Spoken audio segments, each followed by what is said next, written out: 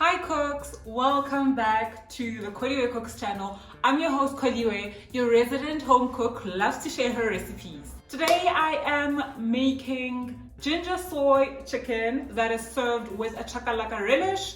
I hope you get to try this recipe and enjoy it. So if you're interested in this, please continue watching. Just a little bit of housekeeping before I move on. Please remember to subscribe to my channel if you haven't. Click the subscribe button. Also click the notifications bell so that you can know every single time I upload new videos. Okay guys, without any further ado, I will get onto the video. So the first thing I'm going to start with today is I'm just going to turn on my stove quickly, and I have a pan on there, so I just want it to just heat up a little because I am going to start off my chicken on here first before I put it in the oven. So the chicken is going to be cooked in the oven. However, I am just getting it started quickly on the pan.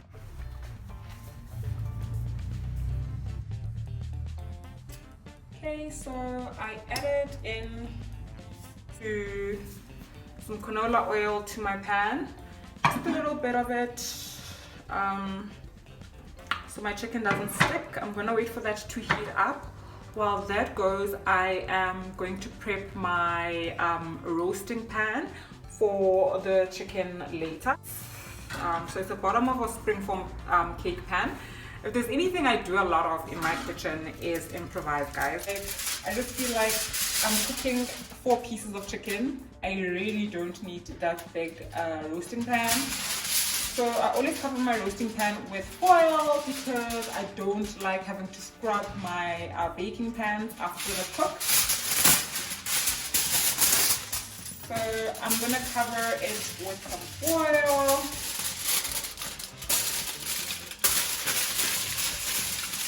Super easy. And this just ensures that at the end I remove the dirty foil and the cleanup process of what's underneath is super simple. Remember, I have my my oil just heating up in the pan. It hasn't gotten hot yet. These are the chicken pieces that I'm using. These are just thighs and drumsticks, and I'm just doing 4 pieces for today. This was fresh chicken when I bought it, but I actually froze it. So I have been thawing it for quite a while now. In the last hour, I just seasoned it with some salt so that it can just penetrate it before I even start the cooking, so that in the middle you don't find chicken that's not been seasoned and isn't very nice tasting. So that's my little trick, where if I've put it aside for a while, I just season it with some salt and pepper, and that just helps us make sure that our chicken is fully seasoned even inside. Okay guys, I'm gonna ask you to excuse the little bit of background noise. Actually, not the little bit, a lot of the background noise that's coming through. It seems everyone is super busy at the complex today, and there's someone who has the radio on in their car. So honestly, it's just a bit much, but I'm just letting you know because obviously you're gonna hear quite a lot going on outside. But focus, stay with me. Okay, so here goes. I'm just gonna do the chicken. It's literally plain salt on this. So I'm just browning it on the outside before we move on to our next step in our cooking process. I'm doing it skin side down.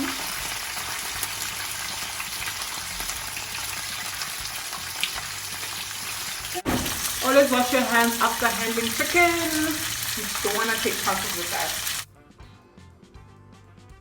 So I'm gonna cook it for about 2 minutes per side, but the first side, I start with the first side, which is the side that has the skin, especially on the thighs, because I want to render a lot of the fat that's underneath the skin.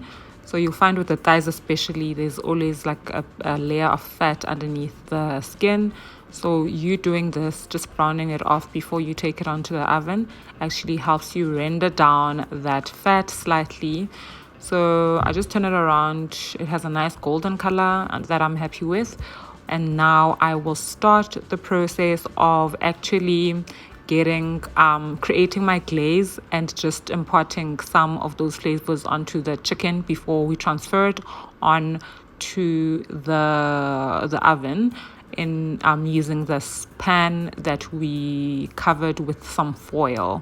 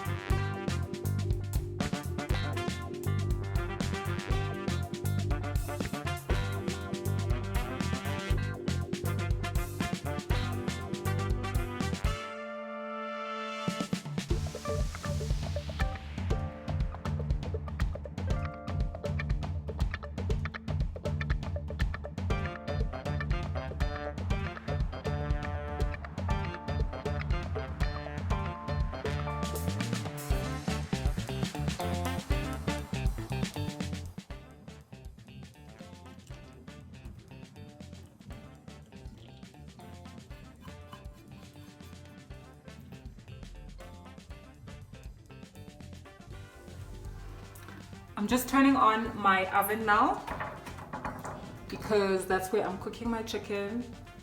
So I'm gonna have my oven on 200 degrees, and yeah, so it has a bit of the glaze currently, but we are going to baste it with it throughout the cook.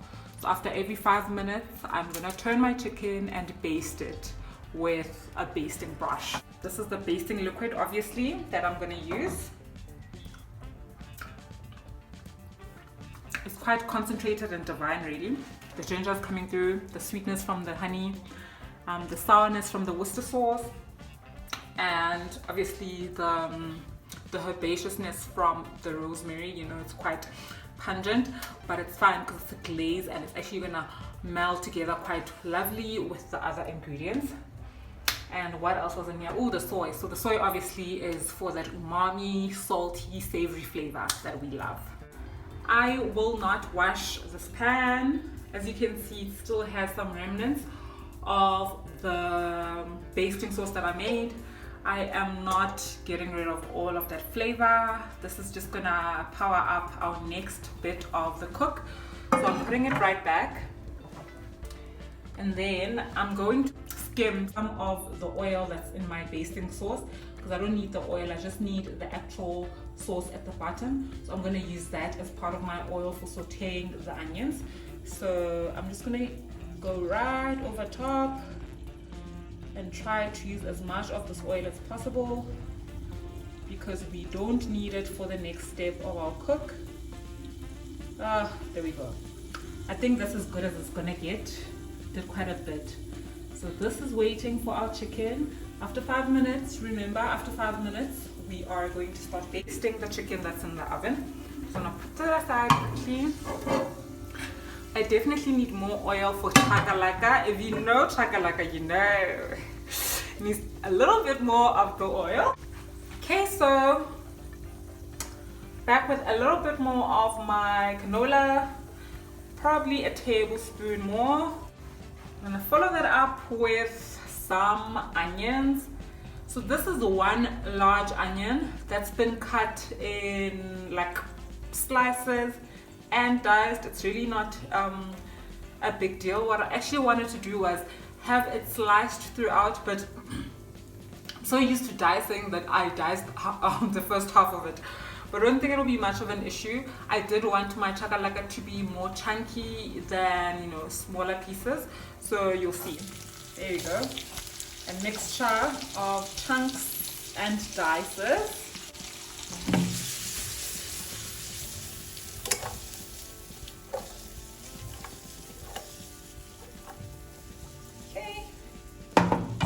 Let the onions saute for a bit, just to soften a little. I'm not gonna cook them all the way through, and that's because I don't necessarily want a chakalaka that has everything all disintegrated into this one big slob. I want you to still be able to tell what each ingredient is that's been added on there. Another important note is that my chakalaka will not have carrots today, I regret to say. So the only reason I don't have carrots today is because I don't have carrots in the house, and I realized it too late. But I think all of the flavors that are going to be here are still going to scream chakalaka. Yeah, it's just missing the carrots, unfortunately.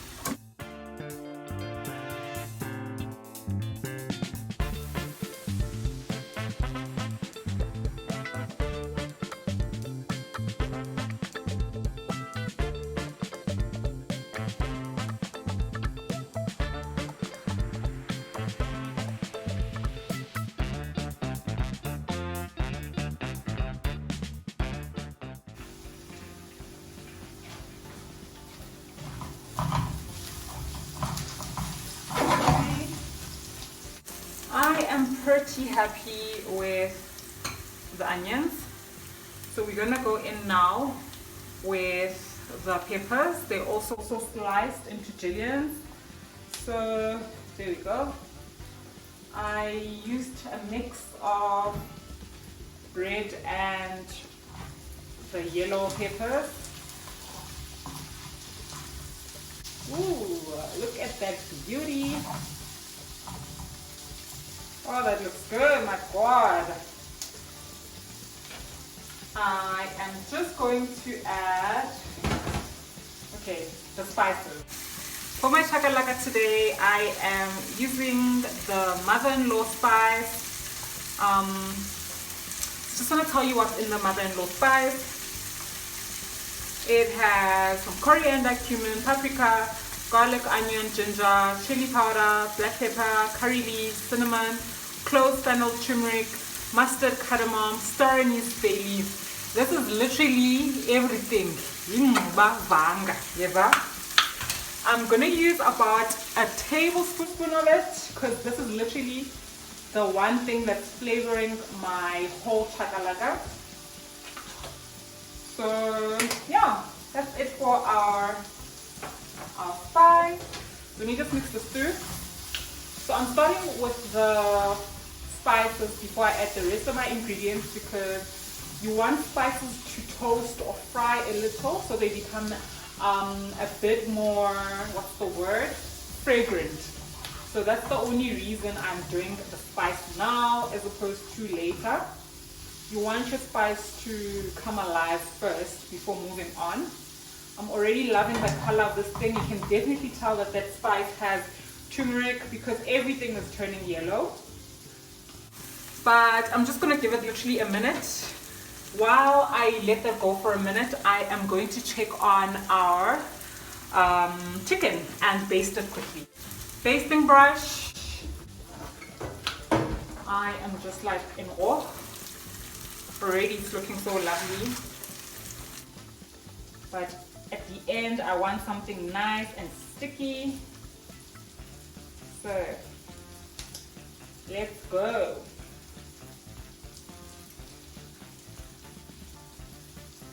I use all the dark elements here. Soy sauce,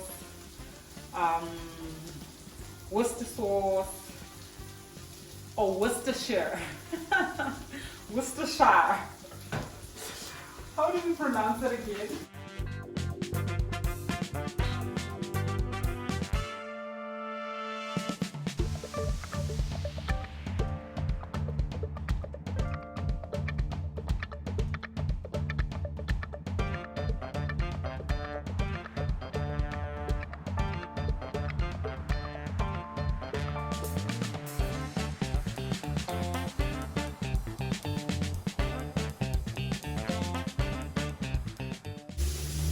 Wow.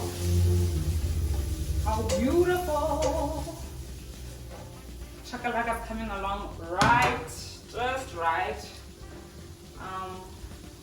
Okay. So, if you don't know this by now, I am crazy about garlic. So I'm gonna add a little onion and garlic powder. One thing I've realized is that these are crazy amazing for like flavoring and stuff. I'm gonna start off with my canned beans in tomato sauce. I'm doing this before the peas because the peas are frozen and they're literally gonna be one of the last things I add on here. Just because I don't want them to lose their vibrant color. So yeah, last thing I add.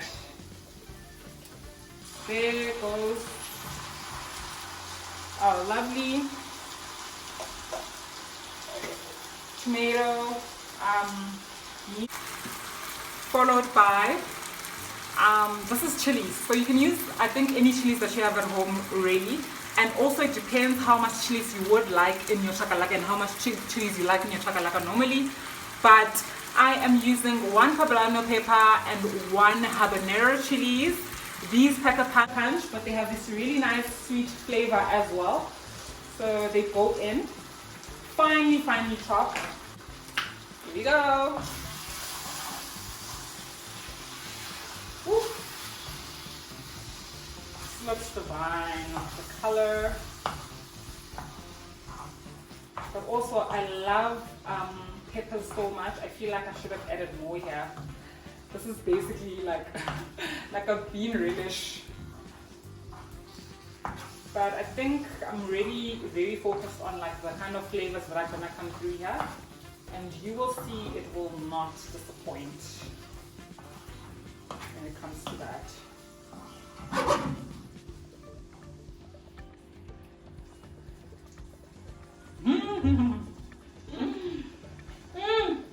Already dying.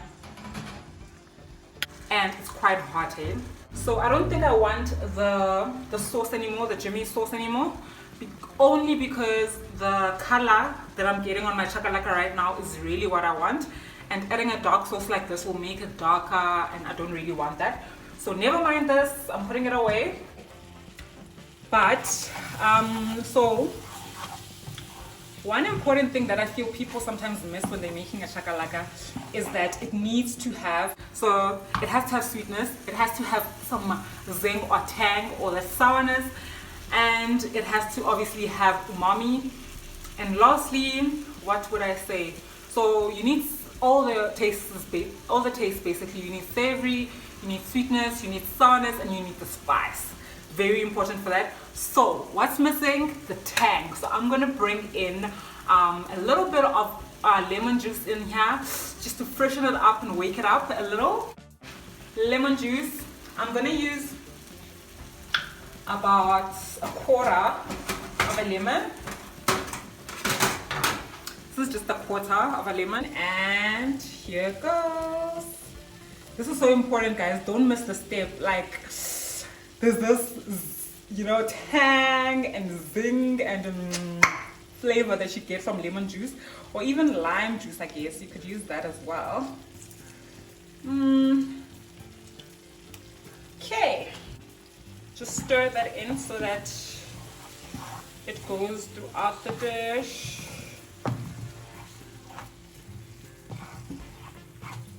I really want to do those close-ups.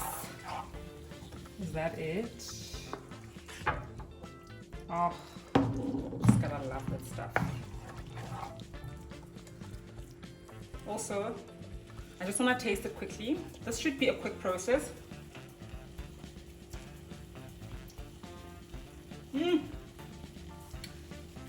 I think we're missing salt.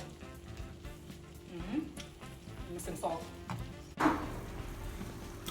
Now we go in with our peas. These were frozen and I made sure I thaw them beforehand because I don't want this to like braise or anything, right? Look how beautiful and vibrant that color is. So we are basically on the clock now. we are not spending more than 2 minutes with this on the stove, because then our peas are just going to be brown and look like the rest of the dish, and we don't want that.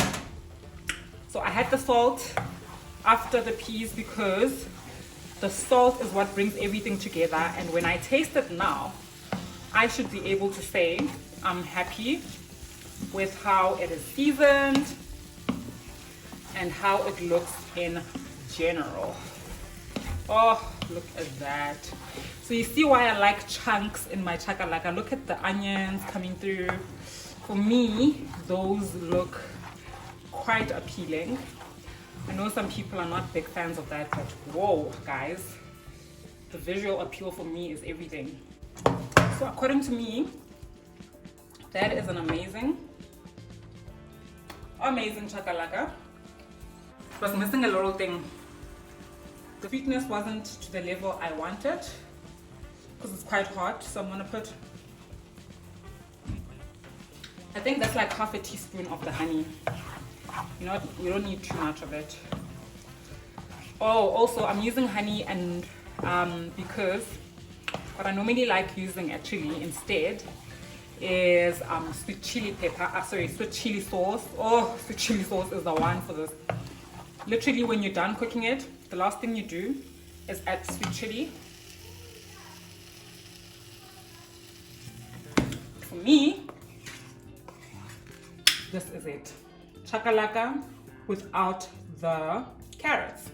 So, chicken needs attention again.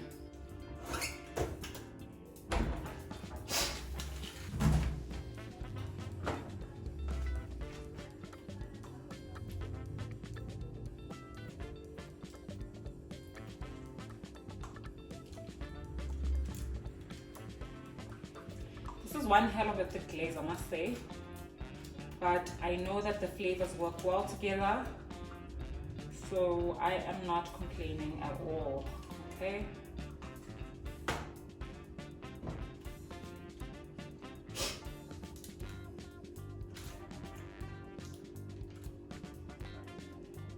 So for me,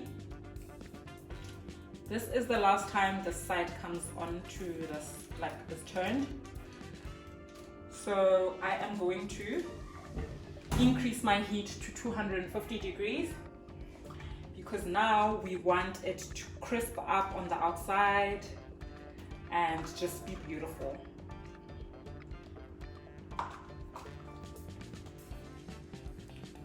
Oh, the richness in the sauce is just everything.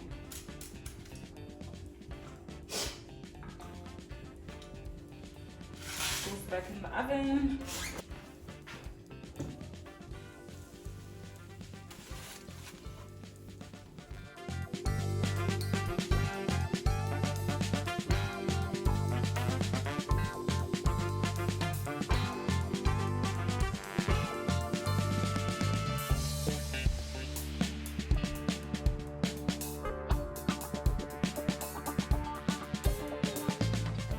Okay guys, we've come to the end of our video. I am just gonna take one forkful of my chakalaka that doesn't have any carrot. I want to prove it to myself that it tastes as good as the one that has carrots when it comes to the flavors. So let's dig in and just taste it quickly.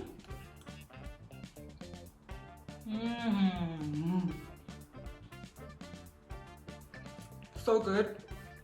The onions and the peppers have still held their integrity. The heat coming from my one poblano pepper and one habanero is just beautiful. It like sings, and that little bit of the lemon juice I added, guys, pulls everything together. And obviously for the sweetness I did add half a teaspoon of the honey, and it just marries so well with everything else.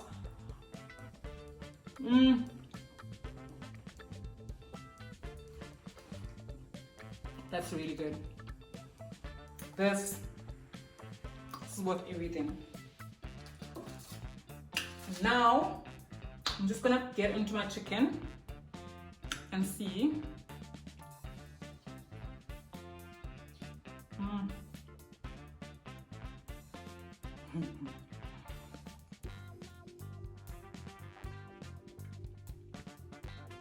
the ginger,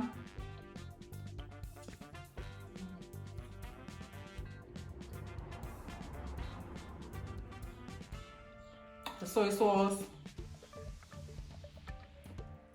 It's literally perfectly cooked. And it's not burned, because you might get that idea from the dark color, but it is perfectly cooked. I'm incredibly happy with everything. Thanks for joining me today. If you haven't subscribed yet, guys, do subscribe. And if you enjoyed this video, give it a thumbs up and place any comments for questions that you might have about the steps that we followed or anything else. Guys, remember to follow me on Instagram at Kholiwe_cooks, because I share a lot of other food content on there, and like food and wine content on there. And there are some recipes that I share on my stories on Instagram, and those don't come through to YouTube. And so if you wanna stay up to date with everything I do follow me on Instagram as well. This is it. I wanna eat some more. Until next time, have a good one.